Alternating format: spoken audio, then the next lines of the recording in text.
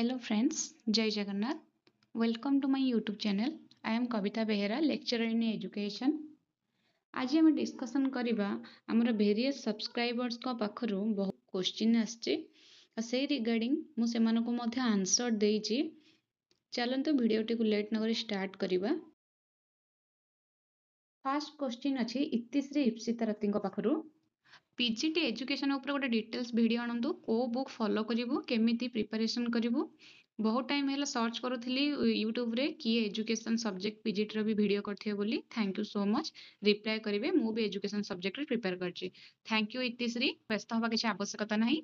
मु निश्चित भाव में PGT education related previous year question आनिबी सिलेबस डिस्कशन करिवि. प्रीवियस ईयर केते कट ऑफ जाइथिला से विषय रे मध्य मु आपण मनकु जणैबी एवं मो SSB PGT regarding PGT in education related syllabus wise मध्य मु सब क्लासेस मध्य करिवि. धीरे धीरे सब वीडियो को मध्य मु अपलोड करिवि. आपण मो चैनल सह जोड़ी हेई रुहंतु एवं मो चैनल को सब्सक्राइब करंतु. निश्चित भाव में आपण मध्य वीडियो पाई जिवे. नेक्स्ट क्वेश्चन होजी Ramesh. Science BEd arts PG eligible for PGT.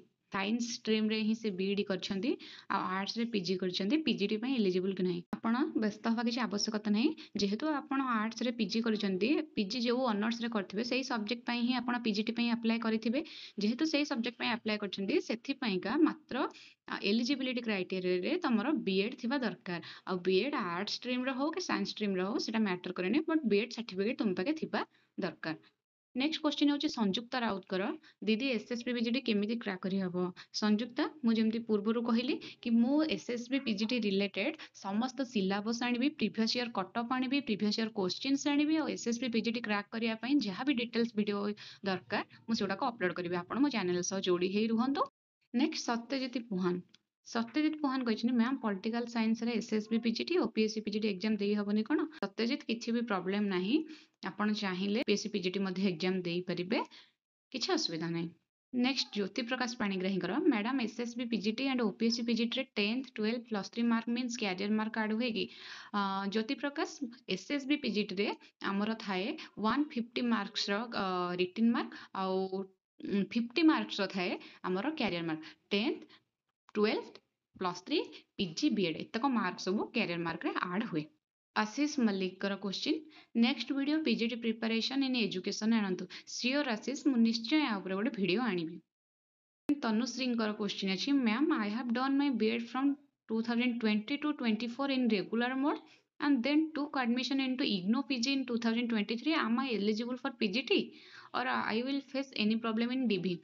No Tanushree तुम कौन प्रकार प्रॉब्लम डीवी रे डॉक्यूमेंट वेरिफिकेशन रे फेस करिवो नाही.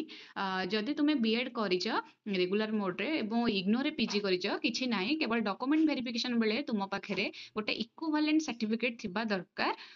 तेबे तुम डॉक्यूमेंट वेरिफिकेशन रे किछि भी प्रॉब्लम हबो नाही. नेक्स्ट क्वेश्चन होची कौशल्या रोहिदास कर. Ma'am OPSC PGT written exam रो score mark plus interview mark add होई कि फाइनल मेरिट लिस्ट बाहर की. ओनली पास मार्क रिटन रे थिले इंटरव्यू अनुसार फाइनल मेरिट लिस्ट बाहर की. कौशल्या मु तम क्वेश्चन आंसर दबाक चाहिबी कि ओपीएससी पीजीटी रे रिटन एग्जाम रो स्कोर विथ इंटरव्यू मार्क को ऐड हे कि फाइनल मेरिट लिस्ट बाहर.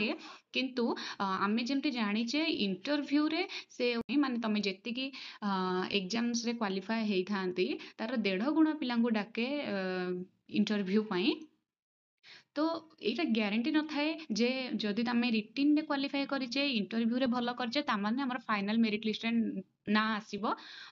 एटा समटाइम्स भी हुए पिला रिटन रे भलो करि थांती इंटरव्यू रे मध्ये कटि जांती.